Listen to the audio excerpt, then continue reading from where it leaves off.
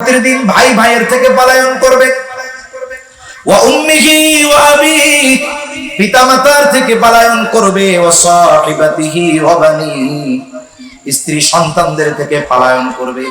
পৃথিবীতে প্রত্যেকটা বাবা তার সন্তানের জন্যই কষ্ট করে, পরিশ্রম করে। স্বামী তার স্ত্রীর জন্য করে, সন্তান মা বাবার জন্য করে। দুনিয়াতে কোনো সন্তান যদি মুসিবতে পড়ে, বিপদে পড়ে, সন্তানকে ওই বিপদ থেকে বাঁচানোর জন্য যদি পিতার জীবন দিতে হয়, পিতা ওই সন্তানের কল্যাণের জন্য তার জীবন দিতেও দ্বিধাবোধ করে না। কিন্তু কিয়ামতের দিন ওই সন্তান থেকে পালাবে, কেউ চাইবে না কোনো পরিচিত কারোর সাথে তার দেখা হয়ে যায়। প্রত্যেকে নিজের চিন্তায় বিভোর থাকবে। কিন্তু ওই মানুষগুলো যখন জান্নাতে যাবে, তখন দুনিয়ায় যারা পরিচিতি ছিল সবাইকে খুঁজতে থাকবে, কিন্তু সবাইকে খুঁজে তো আর জান্নাতে পাবে না। পাবে নাকি? সবাইকে খুঁজে জান্নাতে পাবে না, কারণ দেখা যাবে তার অনেক বন্ধু, আত্মীয় স্বজন, আপনজন, প্রিয়জন জাহান্নামের বাসিন্দা হয়ে গেছে। তাফসীরে ইবনে কাসীরের মধ্যে আসছে, আল্লাহ রাব্বুল আলামিন জান্নাতি এবং জাহান্নামীদের মধ্যে দেখা এবং কথাবার্তার ব্যবস্থা করে দিবেন। জান্নাতি জাহান্নামীকে দেখবে, জাহান্নামী জান্নাতীকে দেখবে, জান্নাতি জাহান্নামীদেরকে দেখবে।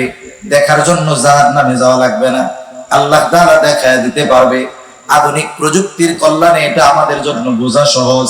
আপনার কোনো আত্মীয়, আপনার কোনো বন্ধু, সন্তান, ভাই ব্রাদার যদি পৃথিবীর আরেক প্রান্ত আমেরিকায়ও থাকে, তাকে যদি আপনার একটু দেখতে মন চায়, বলেন তো মোবাইলে ইন্টারনেটের কানেকশন দিয়া হোয়াটসঅ্যাপে, ইমোতে, মেসেঞ্জারে ফোন দিলে দেখা যায় কি যায় না? আপনি আপনার এলাকায় বাড়িতে সিসি ক্যামেরা লাগায় রাখছেন, আপনি যদি দুনিয়ার অপর প্রান্তেও থাকেন, মোবাইল দিয়ে আপনি আপনার সিসি ক্যামেরা দিয়ে বাড়িতে কে কোথায় আছে দেখতে পারবেন। যেই আল্লাহ মানুষকে এই বুদ্ধি দান করলেন, ওই আল্লাহ জান্নাতে বসায়া জান্নাতীদেরকে জাহান্নামীদের অবস্থা দেখাতে পারবে কি পারবে না? এটা আল্লাহর জন্য অতি সহজ এক বিষয়। মানুষ যখন আরাম আয়েশে থাকে, সে যদি অন্যান্য মানুষের কষ্ট দেখে, তাহলে এই আরাম আয়েশে যে আছে এই জন্য আল্লাহর কৃতজ্ঞতা বেশি বেশি প্রকাশ করে। তারা মানুষ যদি আরামে থেকে অন্য মানুষের কষ্ট দেখে, তাহলে তার মধ্যে এই আরামে থাকার জন্য আল্লাহ তাআলার প্রতি কৃতজ্ঞতা বাড়ে। জান্নাতীরা যখন জাহান্নামের দিকে তাকায় দেখবে, হায় রে, এ তো আমার অনেক পরিচিত বন্ধু বান্ধব, আত্মীয় স্বজন জাহান্নামের মধ্যে শাস্তি ভোগ করতেছে। একসাথেই তো আমরা চলতাম, একই স্কুলেই তো পড়তাম, একই বাজারেই তো ব্যবসা করতাম, একই এলাকায় তো আমরা খেলাধুলা করতাম। এইবার আল্লাহ তাআলার কাছে শুকরিয়ার মাত্রা বাড়ায় দিবে, বলবে, আল্লাহ, দুনিয়ায় তো ওরাই আমার সাথী ছিল, আপনি যদি আমার প্রতি দয়া না করতেন, তাহলে হয়তো আজকে আমাকেও ওদের সাথে জাহান্নামে থাকা লাগতো। আল্লাহর প্রতি কৃতজ্ঞতার মাত্রা তারা বাড়ায় না। এইবার জাহান্নামীরা জান্নাতীদের অবস্থা দেখবে। জাহান্নামীরা দেখবে তার বন্ধু বান্ধব, প্রিয়জন, আত্মীয় স্বজন অনেকে জান্নাতের নেয়ামত ভোগ করতেছে। মনে রাখবেন, অনেক সময় মানুষের কিছু বিষয় দেখার দ্বারা কষ্টের মাত্রা অনুভব হয় বেশি। এমনিই তো জাহান্নামের মধ্যে কষ্টে আছে, আরো যখন দেখবে তার বন্ধু জান্নাতের নাজ নেয়ামত ভোগ করে, তখন তার মধ্যে শাস্তির তীব্রতা অনুভব হবে বেশি আফসোসের কারণে। আফসোস করবে আর বলবে, আহারে, আমার ওই নামাজি বন্ধুর সাথে যদি আমি আমার সব সময়গুলো কাটাইতাম, আমি যদি আমার মসজিদের ইমামের সাথে সময়টা কাটাইতাম, ওই দিনদার মুত্তাকি তাবলীগওয়ালা ভাই তার সাথে যদি আমি সময়টা কাটাইতাম, আলেমরে যদি বন্ধু বানাইতাম, ভালো মানুষগুলোকে যদি আমি বন্ধু বানাইতাম, তাহলে আজকে আমি ওদের সাথেও জান্নাতে থাকতে পারতাম। এই যে আফসোস, আফসোসের কারণে মানুষের কষ্ট বাড়ে, কষ্টের অনুভব বাড়ে, কষ্টের মাত্রা বেশি অনুভব হয়।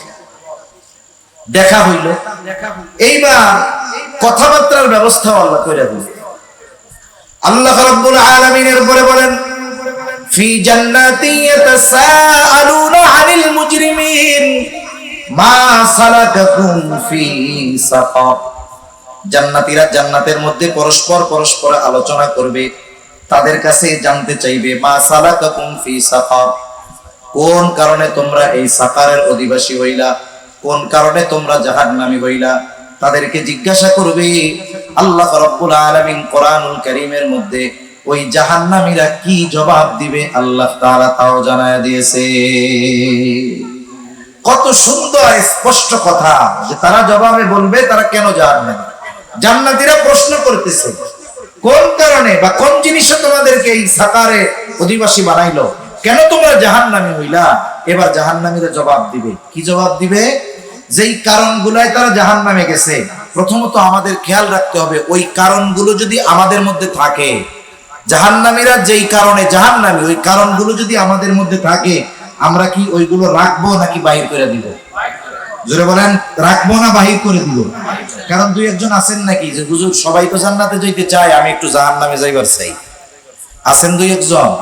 এই ক্যান্ডিডেট মনে হয় নাই, যে নাই, গোটা দুনিয়া খুঁজলে পাওয়া যাবে। সবাই জান্নাতে যাইতে চায় কিন্তু জান্নাতে যাওয়ার কাজ করে না। সবাই আমরা জাহান্নাম থেকে বাঁচতে চাই কিন্তু জাহান্নাম থেকে বাঁচার কাজ করতে আমরা রাজি নেই। জাহান্নামীরা তাদের জাহান্নামে যাওয়ার প্রথম কারণ বলবে ক্বালু লাম নাকু মিনাল মুসাল্লিন, আমরা মুসল্লি ছিলাম না, নামাজি ছিলাম না। মুসল্লি কারে বলে? সপ্তাহে একদিন মসজিদে গিয়ে হাজিরা দিলে সে মুসল্লি নয়। প্রত্যেক জায়গায় একই অবস্থা, বিশেষ করে আমাদের ঢাকা শহরে 6 তলা 7 তলা মসজিদ, মহল্লার মসজিদ জুমার দিন সব ভরে যায়। শুধু তাই না, মসজিদে যত মানুষ রাস্তায় তার চাইতে আরো বেশি। যেই মহল্লায় এত মানুষ জুমার নামাজে হাজির হলো, তার মানে এই মানুষগুলো মহল্লার মানুষ, সবগুলোর উপরে নামাজ ফরজ। কিন্তু দেখা যাবে কি হবে, ওই দিনই জুমার দিন শুক্রবার আসরের নামাজে 5 তলা তো বহু দূরের কথা, নিচের তলার 5টা কাতারও আসরের নামাজে ভরে না। তাহলে একদিন হাজিরা দিলে সে মুসল্লি নয়। প্রকৃতপক্ষে মুসল্লি তো হলো সে, হাজারো ব্যস্ততা শত ব্যস্ততা তাকে নামাজ থেকে ফিরায় রাখতে পারে না। তার ব্যস্ততা যতই থাক না কেন, নামাজের সময় হলে সে আর স্থির থাকতে পারে না, ঠিক কিনা বলে? হাদিসের মধ্যে আসছে 7 শ্রেণীর মানুষ আরশের ছায়ায় স্থান পায়। এর মধ্যে এক শ্রেণীর মানুষ, নবীজি বলেন রাজুলুন কলবুহু মুআল্লাকুন ফিল মাসাজিদ। এক শ্রেণীর মানুষ হলো যাদের কলব, যাদের হৃদয় মসজিদের সাথে সম্পৃক্ত ছিল। তারা যে সব সময় মসজিদের মধ্যে থাকতো তা নয়। তাহলে মসজিদের সাথে হৃদয় সম্পৃক্ত ছিল কেমনে? একটা উদাহরণ দিলে বুঝতে সহজ হবে। আপনাদের এলাকায় যারা যুবক আছেন, তরুণ আছেন, যুবক আছেন যারা, অনেকের বন্ধু বান্ধব হয়তো প্রবাসে আছে, বিদেশে আছে, আছে না এরকম? অনেকের সন্তান বিদেশে আছে, প্রবাসে আছে। এইবার মাঝে মধ্যে যখন ওই প্রবাসী বন্ধুদের সাথে কথা বলে, মা বাবার সাথে কথা বলে, কথা বলার একটা পর্যায়ে এমন কথা বলে, বলে বন্ধুরে আমার দেহটা পড়ে রয়েছে সৌদি আরব কিন্তু মনটা পড়ে রয়েছে বাড়িতে। বলে না এরকম? বলে আমি আছি এই জায়গায়, আমার মন আছে গ্রামের বাড়িতে, আমার দেহটা পড়ে রয়েছে এইখানে। তার মানে তার অন্তর ওই জায়গায় নাই। এই বিষয়টা এরকম যে নামাজি ব্যক্তি যে আরশের ছায়ায় স্থান পাবে, সে 24 ঘন্টা মসজিদে থাকে না, কিন্তু সে যেখানেই থাকুক না কেন তার অন্তর থেকে মসজিদ কখনো বাহির হয় না।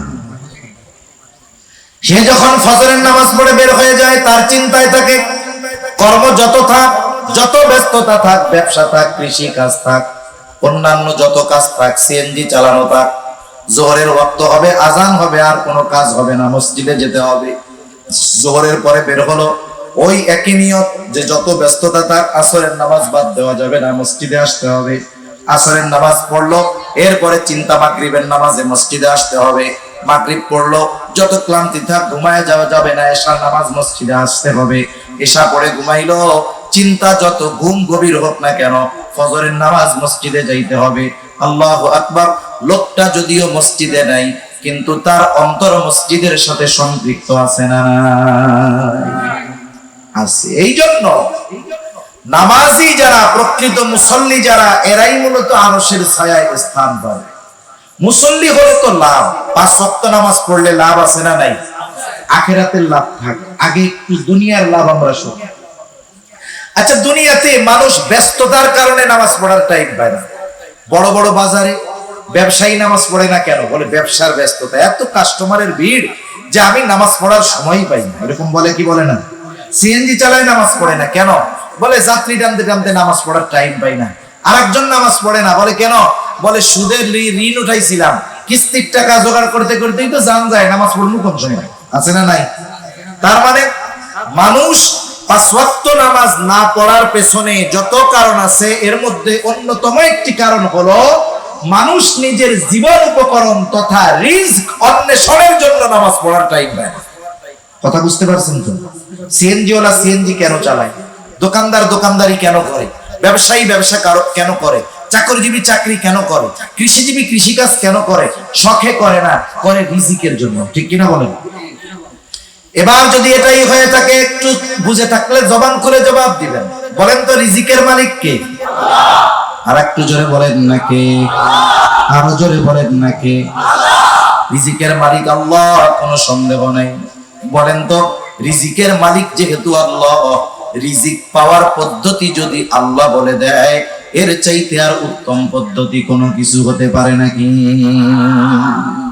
সেজন্য আল্লাহ প্রদত্ত ফর্মুলা যদি অনুসরণ করি, তাহলেই বরকতময় রিজিক পাওয়া যাবে। রিজিক কিসের মধ্যে, কোন মাধ্যমে অর্জিত হয়? অনেকগুলো মাধ্যমের কথা আছে। আমি যেই মাধ্যমটার কথা বলবো, সালাত তথা নামাজের মাধ্যমে রিজিক পাওয়া যায়।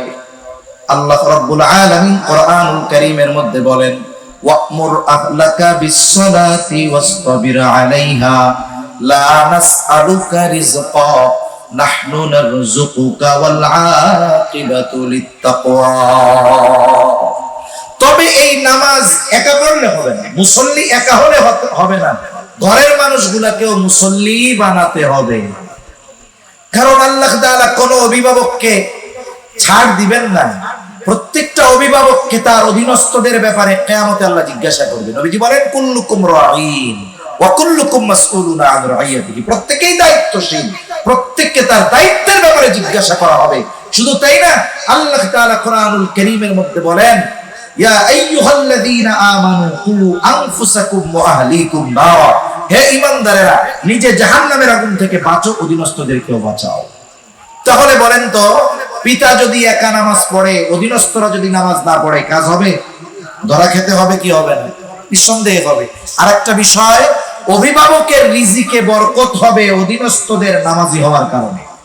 একজন অভিভাবক, সে নামাজি, অনেক উপার্জন করে, কিন্তু তার অধীনস্থ যারা, এরা নামাজি নয়, তাহলে ওই বেনামাজিদের কারণে এই অভিভাবকের রিজিককে আল্লাহ বরকত শূন্য করে দিবে।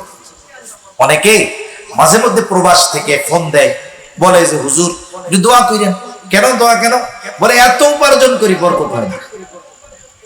অনেক উপার্জন করি হুজুর, বরকত হয় না। স্বাভাবিক প্রবাসে যারা থাকে, এরা কয়েকটা বদ অভ্যাসে লিপ্ত হয়। এর মধ্যে একটা হলো জুয়া। জিজ্ঞাসা করি, ভাই খোলা মনে বলেন, জুয়া টুয়া খেলেন নাকি? বলে না। কোন নেশার অভ্যাস আছে নাকি? বলে না। হুজুর কোনো বদ অভ্যাস নাই, নামাজ কালাম ঠিক মতো পড়ি, এরপরেও এত টাকা উপার্জন করি, বরকত নাই। কয়েকজনকে জিজ্ঞাসা করেছি, আপনি তো নামাজ পড়েন, তাহাজ্জুদ পড়েন, কোরআন তিলাওয়াত করেন, আপনার বাড়ির অবস্থা কি? বলে হুজুর দুঃখের কথা, এত বুঝাই, আমার স্ত্রী পর্দাও করে না, নামাজও পড়ে না, সন্তানগুলোও ঠিক মতো নামাজ পড়ে না। আমি বলি তখন, ভাই আপনি তো ছিদ্র কলসে পানি ঢালতেছেন, কিয়ামত পর্যন্ত ঢালতে থাকবেন, কিন্তু কলস পূর্ণ হবে না। আপনি নামাজি হয়েছেন, অধীনস্থরা নামাজি হয় নাই, আপনাকে আল্লাহ তাআলা বরকতময় রিজিক দিবে না, এটাই স্বাভাবিক। এজন্য আল্লাহ তাআলা এখানে নির্দেশ দিলেন কি, ওয়া'মুর আহলাকা বিস-সালাতি ওয়াসতাবির আলাইহা। তুমি তোমার অধীনস্থদেরকে নামাজের আদেশ করো, তুমিও তার উপরে অটল থাকো। তার মানে মুসল্লি নিজেও হও, ঘরের মানুষগুলারেও মুসল্লি বানাও। তাইলে লাভ কি? দুনিয়ার লাভের কথা আল্লাহ তাআলা বলেন। আল্লাহ তাআলা বলেন, ওয়া'মুর আহলাকা বিস-সালাতি ওয়াসতাবির আলাইহা লা নাসআলুকা রিজকা। বান্দা, আমি আল্লাহ তোমার কাছে রিজিক চাই না, নাহনু নারযুকুকা। মূল কথা হইল, তুমি নামাজি, ঘরের মানুষগুলো নামাজি, নাহনু নারযুকুকা, আমি আল্লাহ তাহলে তোমাকে রিজিক দিয়ে দিব। এখন বলেন, রিজিকের জিম্মাদারি যদি রাজ্জাক নিয়ে নেয়, রাজ্জাকের কথা অনুযায়ী যদি আমরা নামাজি হয়ে যাই, রাজ্জাক যেই রিজিক দিবেন ওটা যদি অল্প হয়, ওটার মধ্যে পরিপূর্ণ বরকত থাকবে। ঠিক কিনা বলেন? সেজন্য কোয়ান্টিটি এক জিনিস, কোয়ালিটি আর এক জিনিস। পরিমাণ বেশি হলেই যে বরকত হয় তা না, আবার পরিমাণ কম হলে যে জীবন চলে না তা না। পরিমাণ কম হলেও যদি ওর মধ্যে বরকত থাকে, ওই অল্প দিয়েও জীবনযাপন করা যায় কি যায় না? সেজন্য দুনিয়ার লাভ, একটা লাভের কথা বললাম, রিজিক লাভ করা যায়। যেই রিজিক উপার্জনের জন্য মানুষ নামাজ পড়ার সময় পায় না, নামাজ পড়লে সেই রিজিক দেওয়ার ওয়াদা যিনি দিলেন তিনি কে? এইবার কিয়ামতের ময়দানে কি হবে? নবীজি বলেন, আউয়ালু মা ইউহাসাবু বিহিল আবদু ইয়াউমাল কিয়ামাতিস সালাহ। কিয়ামতের দিন সর্বপ্রথম নামাজের হিসাব নেওয়া হবে। আর এক হাদিসের মধ্যে নবীজি আর একটু বাড়ায়া বলেন, যার এই হিসাবটা সহজ হয়ে যাবে, তার বাকি হিসাব যিনি সহজ করে দিবেন তিনি কে? দুনিয়ার নিজাম এরকম। যখন দুনিয়ায় কোনো পরীক্ষা হয়, পরীক্ষার একেবারে শেষ সময় শিক্ষকরা ছাত্রদের কিছু স্পেশাল বুদ্ধি দেয়, টিপস দেয়। কি বুদ্ধি দেয়? যে শোনো, তোমরা পরীক্ষার হলে যাবা, প্রশ্নপত্র আসার সাথে সাথেই লেখা শুরু করবা না, আগে প্রশ্নটারে 3 বার পড়বা। কয়বার পড়বা? 3 বার রিভিশন দিবা। 3 বার রিভিশন দেওয়ার পরে যেই প্রশ্নটা তুমি সবচাইতে সুন্দরভাবে লিখতে পারবা, ওইটা যদি একেবারে 10 নম্বরেও থাকে, ওইটারে প্রথমে খাতায় লিখবা। এরপরে ওর চাইতে যেটা একটু কম ভালো পারো, এইটা এরপরে ধারাবাহিকভাবে লিখতে লিখতে একেবারে খারাপ যেটা পারো সেটারে সবার লাস্টে লিখবা। প্রশ্নপত্রের সিরিয়াল মেনটেনের দরকার নাই, তুমি যেটা ভালো পারো সেটা আগে লিখবা। এটা হলো নিয়ম, স্যার বলে দিছে এরকম। এবার টিচাররা গেছে, ছাত্ররা পরীক্ষার হলে গেছে, সবাই একই জিনিস পড়ছে। পরীক্ষার হলে গিয়ে একজন ওস্তাদের কথা শুনছে, সে যেটা ভালো পারে সেটা আগে লেখছে, নির্ভুল ভাবে সুন্দরভাবে উত্তর দিছে। এরপরে যেটা কম পারে সেটা এরপরে লেখছে। এরপরে লিখতে লিখতে লাস্টে যেটা মোটামুটি পারে না, ওটার মধ্যে যা মন চায় তাই লিখে দিয়ে চলে আসছে। আরেকজন চিন্তা করছে যে আমি প্রশ্নপত্রের ধারাবাহিকতা মেনটেন করব, এই চিন্তা করে 1 নম্বরে যেই উত্তরটা দিতে গেছে ওইটা সে ভালো মতো পারে না। যেটা আমি ভালো মতো পারি না সেটা বলতে গেলেও ভুল হবে, লিখতে গেলেও ভুল হবে, ঠিক কিনা বলে? এখন সে প্রথম পেজে লেখছে 10 লাইনের মধ্যে 15 জায়গায় কাটাছিড়া, কিন্তু শেষের প্রশ্নটা লেখছে, উত্তরটা লেখছে একেবারে নির্ভুল। এখন খাতা এক্সামিনারের কাছে গেল, যিনি খাতা দেখেন, প্রথমে যে ভালো লেখছে, নির্ভুল ভাবে প্রথমটা লেখছে, দেখে কত সুন্দর অন্তর ভরে গেছে, নাম্বার তো আর নিজের গাড়ির থেকে দিবে না, একেবারে 10-এর মধ্যে 10। কলম তো উপরে উঠছে, ওইটা আর নামে না। একেবারে শেষ প্রশ্নের মধ্যে ওইখানে উত্তর ছিল আর একটা, লেখছে এক কবিতা, ওই জায়গাও 10-এর মধ্যে 6। হিসাব করে দেখা গেল সে পেয়ে গেছে গোল্ডেন এ প্লাস। একই জিনিস আরেকজন লিখছে, কিন্তু তার সিরিয়ালটা এমন হয়েছে যে তার যেটা খারাপ পারে সেটা আগে লিখছে। প্রথম পেজেই যখন 10 জায়গায় কাটা কালি, কালো কালি দিয়ে ভরা, মেজাজ খারাপ হয়ে গেছে, লিখা দিয়েছে 10-এর মধ্যে 2। শেষ প্রশ্নটা নির্ভুল সুন্দর, আগের জনের চাইতেও ভালো লিখছে, কিন্তু কলম তো নিচে নামছে, ওইটা উঠে না, 10-এর মধ্যে 3। দেখা যাবে শুধুমাত্র ভালোটা আগে লেখার কারণে একজন পেয়ে গেল গোল্ডেন এ প্লাস। একই উত্তর একই সব, একজন খারাপটা আগে আনার কারণে দেখা গেল তার মোটামুটি পাস করতেই জাম বের হয়ে যাচ্ছে। তাহলে দুনিয়ার নিজাম দেখেন, প্রথমটা ভালো হওয়ার কারণে বাকিগুলাকেও ভালো মার্ক দিয়ে দেওয়া হলো। অনুরূপ ভাবে যখন কারো নামাজের হিসাব ঠিক মতো হয়ে যাবে, বাকিগুলাও আল্লাহ সহজ করে দিবে। কেমন যেন আল্লাহ দেখে নাই, দেখাও না দেখার ভান করবে। অনেক তালিবুল ইলম এখানে আছেন, আপনারা বুঝবেন, হেফজখানায় হোক আর মাদ্রাসার কিতাব বিভাগে হোক, কিছু ছাত্র থাকে যারা লেখাপড়া ভালো মতো করে কিন্তু একটু দুষ্টুমি করে। দুষ্টুমিটা এমন না যে যার কারণে তাকে শাস্তি দেওয়া হবে, শাস্তিযোগ্য দুষ্টুমি না। এখন যদি যেই ছেলেটা লেখাপড়া ভালো পারে, পড়া ঠিক মতো দেয়, সবক ঠিক মতো দেয়, 7 সবক ঠিক মতো দেয়, ওই ছেলেটা যদি প্রস্রাব করতে গিয়া 5 মিনিটের জায়গায় 15 মিনিটও থাকে, ওস্তাদ দেখাও দেখে না, দুষ্টুমি করলেও দেখাও দেখে না। কারণ কি? কারণ মূলটা ঠিক আছে, আর শাস্তি যেই দুষ্টুমি করতেছে শাস্তিযোগ্য অপরাধ নয়। এই জন্য ওস্তাদ অনেক সময় ওই লেখাপড়া পারনেওয়ালা ছাত্রদেরকে ছোটখাটো দুষ্টুমি দেখাও কেমন যেন দেখে না, কিন্তু যেই ছেলেটা লেখাপড়া পারে না, ওর প্রস্রাবে চাপ দিছে, দাঁড়াইছে, হুজুর 1 নম্বরে যান, খালি তোর মুতে চাপ করে, লেখাপড়ার নামে খবর নাই, খালি মুতস্তই দিন বল। হ্যাঁ, এই যে এর ছোট জরুরতটা, এটা ওস্তাদের চোখে পড়ে কেন? বলে ওর লেখাপড়া ঠিক নাই, আসলটা ঠিক নাই, এই জন্য ছোটখাটো ত্রুটি বিচ্যুতি খালি চোখে পড়ে, ঠিক কিনা বলেন? কিয়ামতের দিন বিষয়টা এরকম হবে। বুজুর্গানের দিন বলেন, নামাজের হিসাব যখন কারো সহজ হয়ে যাবে, পার পেয়ে যাবে, ঠিক মতো পেয়ে যাবে, অনেক ত্রুটি বিচ্যুতি আল্লাহ তাআলা দেখাও না দেখার ভান কইরা তাকে মাফ করে জান্নাত দিয়া দিবে। এই জন্য জাহান্নামীরা জাহান্নামে যাওয়ার এক নাম্বার কারণ হলো তারা নামাজি ছিল না, মুসল্লি ছিল না। আমরা আমাদের ব্যস্ততা যত থাক, যত প্রয়োজনীয়তা থাক, আমরা নামাজ ছাড়বো না। বলেন ইনশাআল্লাহ নামাজ ছাড়বো না। ইনশাআল্লাহ খাঁটিটা বলতে হবে। এক জায়গায় তাবলিগ জামাত আসছে, এখন আইসা একজনে এমন তশকিল করা শুরু করছে, 3 চিল্লার লেগে আর ছুটতে পারে না। আরেকজনে কানে কানে কয়ে আইসা কয় যে ইনশাআল্লাহ ক্লাস ছেড়ে দিব। কথা বুঝেন নাই মনে হয়? ওরে তো তশকিল করতেছে যে তুমি 3 চিল্লায় চলো, ব্যাক চিল্লায় চলো। এখন লজ্জায় না কইতে পারে না, আবার হাও কইতে পারে না। ও একটা টেনশনের মধ্যে পড়ে গেছে না, তখন আরেক বন্ধু এসে ওর কানের কাছে মুখ লাগায় কয় তুই কও যে ইনশাআল্লাহ যামুনে। তার মানে বলেন তো, এই যে ইনশাআল্লাহ বলছে, এটা কি আসলে যাওয়ার জন্য বলছে না বাঁচার জন্য বলছে? বর্তমানে ইনশাআল্লাহর পরিভাষা এরকম হয়ে গেছে, একজনের কিছু বললে সে না কয় না, না না কইয়া কয় ইনশাআল্লাহ। নার পরিবর্তে কি ব্যবহার করে? ইনশাআল্লাহ। এটা ঠিক না, এটা ঠিক নয়। এজন্য অরিজিনাল ইনশাআল্লাহ বলতে হবে যে আমরা আমাদের শত ব্যস্ততার মধ্যেও নামাজ ছাড়বো না। নামাজ জান্নাতের চাবি। দৈনিক 100 ঘন্টা সময় লাগে। আমি আপনি যদি 100 ঘন্টা 1.5 ঘন্টা সময় আল্লাহর ঘরে না দেই, আল্লাহর কুদরতি কদমে সাজদা না দেই, তাহলে আল্লাহ তাআলা আমাদের অনন্তকালের জান্নাত দিবেন, এটা আশা করা ভুল। এজন্য 1 নম্বরে জাহান্নামীরা বলবে লাম নাকু মিনাল মুসাল্লিন, আমরা মুসল্লি ছিলাম না। জাহান্নামীরা বলবে আর আমাদের ওয়াদা হবে আমরা মুসল্লি হব। শত ব্যস্ততা আসুক, কষ্ট আসুক, আমরা নামাজ ছাড়বো না। মাঝে মধ্যে ফিলিস্তিনের, ইসরায়েলের জালেমদের বোমার আঘাতে ক্ষতবিক্ষত হয়ে যাওয়া অনেক ছোট ছোট বাচ্চাদের ভিডিও আসে। আরে হাতটা পড়ে গেছে, ব্যান্ডেজ বাঁধা, নাকের মধ্যে অক্সিজেনের মাস্ক লাগানো। দেখা যায় ওই অবস্থায়ও ওই ছোট বাচ্চাটা নামাজ ছেড়ে দেয় না। সেজন্য জীবনের শত ব্যস্ততা যত কিছু থাক, নামাজ ছাড়া যাবে। 2 নম্বর জাহান্নামীরা জাহান্নামে যাওয়ার দ্বিতীয় কারণ বলবে বলাম না কোন তুইমুল মিসকিন, আমরা মিসকিনদেরকে খানা খাওয়াইতাম না।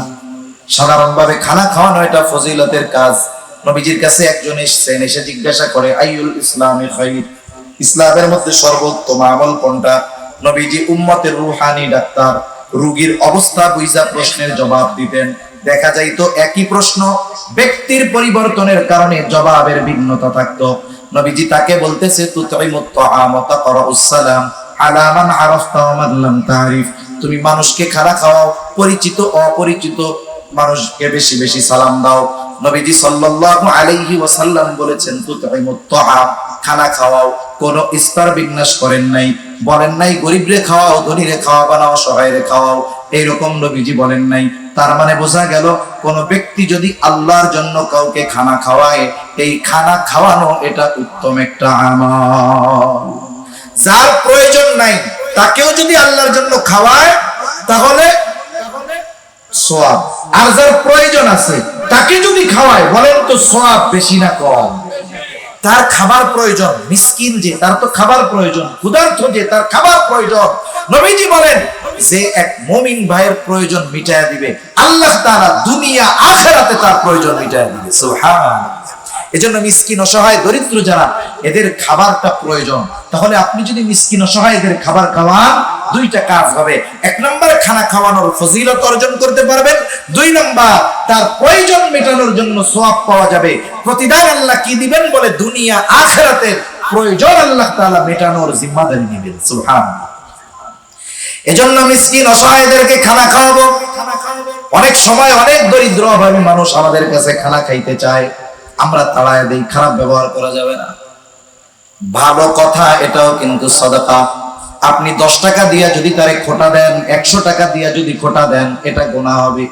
কিন্তু না দিয়ে যদি তাকে উত্তম ভাষায় ফিরাইয়া দেন, এর দ্বারাও ভালো কথা বলার কারণে সাদাকার সওয়াব পাওয়া যাবে। এজন্য কোন সায়েল যদি আমার আপনার কাছে কিছু চায়, কেউ যদি কোনো কিছু চায়, থাকলে দিব, না থাকলে যদি বন্ধু বান্ধব থাকে তার কাছ থেকে নিয়ে দিব, তাও যদি না পারি উত্তম ভাষায় তাকে ফিরাইয়া দিব ইনশাআল্লাহ। ঠিক আছে তো? বলবো ভাই এখন নাই, তুমি পরে আইসো, ইনশাআল্লাহ দিব। বলেন তো একজন যদি 100 টাকা দিয়ে ওরে বলে ধর তোকে জ্বালায় আর রাস্তাঘাটে আসা যায় না, ধর 100 টাকা, ও এরকম দিল।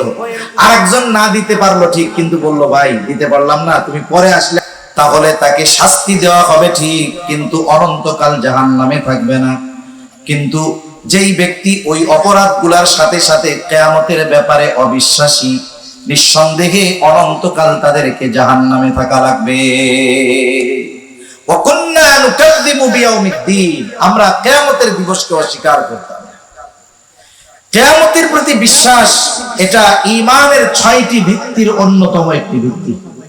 আমরা ছোটবেলায় বক্তব্যে পড়েছি, আমাদেরকে পড়ানো হইতো, তখন তো না বুঝা পড়তাম, মুখস্থ করাইতো, কিন্তু ওর মধ্যেই যে আমাদের জীবনের মূল নীতি, আমাদের ঈমানের বীজ তখন যে আমাদের অন্তরে বপন করে দেওয়া হতো, আমরা ছোটবেলা বুঝতাম না, কিন্তু জীবনের সবচেয়ে গুরুত্বপূর্ণ শিক্ষাগুলো আমাদেরকে মক্তব থেকে দেওয়া হতো। কি পড়ছি আমরা? আমানতু বিল্লাহ ওয়া মালাইকাতিহি ওয়া কুতুবিহি ওয়া রুসুলিহি ওয়াল ইয়াউমিল আখিরি ওয়াল কদরি খাইরিহি ওয়া শাররিহি মিনাল্লাহি তাআলা ওয়াল বাসি বাদাল মাউত। এখানে মোট 7টি কথা আছে, কিন্তু একটা আছে 2 in 1, ওয়াল ইয়াউমিল আখিরি ওয়াল বাসি বাদাল মাউত। এই দুইটা হলো 2 in 1, একের মধ্যে 2। এই হিসাবে ঈমানের ভিত্তি 6টা। একেবারে মৃত্যুর পর থেকে নিয়ে সব কিছুকেই পরকাল যদি ধরা হয়, কিয়ামত পরকাল যদি ধরা হয়, তাহলে এই পরকালের প্রতি পূর্ণাঙ্গ বিশ্বাস রাখতে হবে। কেউ যদি পরকালের কোন বিষয়কে আংশিক অবিশ্বাস করে, নিঃসন্দেহে সে হবে ঈমান। সব বিশ্বাস করে না, বলে জান্নাত জান্নাত বলতে কিচ্ছু নাই রে, এই অংশ যদি অবিশ্বাস করে, বলেন তো তার ঈমান থাকবে নাকি যাবে? তাহলে মৃত্যু পরবর্তীকালীন সময় থেকে নিয়ে পরকালে যা কিছু আছে সব কিছুর প্রতি পূর্ণ বিশ্বাস রাখতে হবে। যদি সে না রাখে, তার সব আমল বরবাদ হয়ে যাবে, ওগুলো পরকালে কোনো কাজে আসবে। এজন্য কিয়ামতের প্রতি বিশ্বাস মূলত মানুষকে প্রকৃত মানুষে পরিণত করে। কারণ এই দুনিয়ায় কারো কর্মের পূর্ণ শাস্তি বা পূর্ণ পুরস্কার কাউকে দেওয়া হয় না, কিন্তু কিয়ামতের প্রতি যার যত বিশ্বাস বেশি হয়, দুনিয়ার মধ্যে তার কর্ম তত সুন্দর হয়। কারণ পরকালের বিশ্বাস মানুষকে বাস্তব মানুষে পরিণত করে তোলে।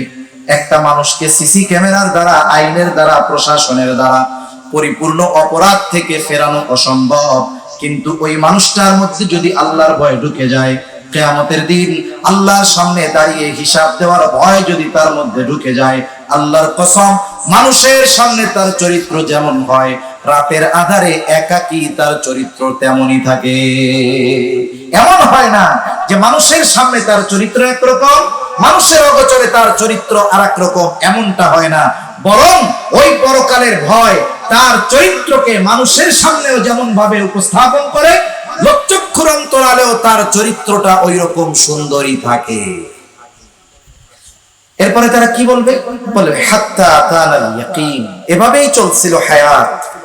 মৃত্যুর ব্যাপারে উদাসীন ছিলাম, কিয়ামতের ব্যাপারে উদাসীন ছিলাম। হাত্তা আতানাল ইয়াকিন, দৃঢ় সত্যের আগমন ঘটে গেল। দৃঢ় সত্য কি? বলে দৃঢ় সত্য হলো মৃত্যু। দৃঢ় সত্য কি? বলে মৃত্যু। জোরে বলেন কি?